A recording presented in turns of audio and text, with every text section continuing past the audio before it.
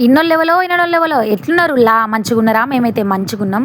మంచిగున్నాం గాని అక్క, ఏందే అక్క బావ చేతులది గడియారం? ఎక్కడిదే? ఎక్కడిదో చెప్తా గానీ ఎట్లున్నదో మీరు చెప్పుర్రి జర. అది బావ పనిచేసే కాడ హాస్పిటల్‌ల వాళ్ళ సార్ అయితే గిఫ్ట్ వస్తే తనకిచ్చిండన్నట్టు. సో, అది తీసుకొచ్చి ఓపెన్ చేయంగా వీడియో చేయాలా అంటే చెయ్యని చెప్పిండు. సో, అందులో ఇదొక్కటి వచ్చిందన్నట్టు. బుకే లాగున్నది ఏమన్నా పెట్టుకోవడానికి.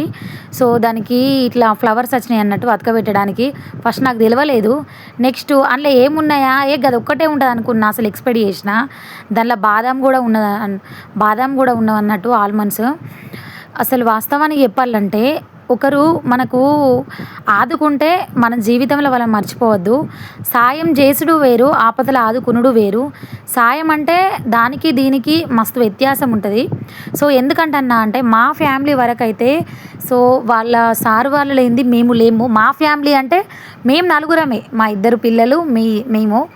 సో, ఎందుకంటే వాళ్ళు ఎన్నో ఆపత్తులకైనా, దేనికైనా గూడా ఈ కాలంలో మనోళ్ళే మనకైతే లేరు.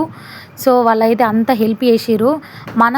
మనం మన జీవితంలో బాధలల్లో ఆదుకున్నోళ్ళనైతే మనం ఎప్పటికీ ఏ పొజిషన్‌లో ఉన్నా మనం అస్సలకే మర్చిపోవద్దు. అవునా కాదా?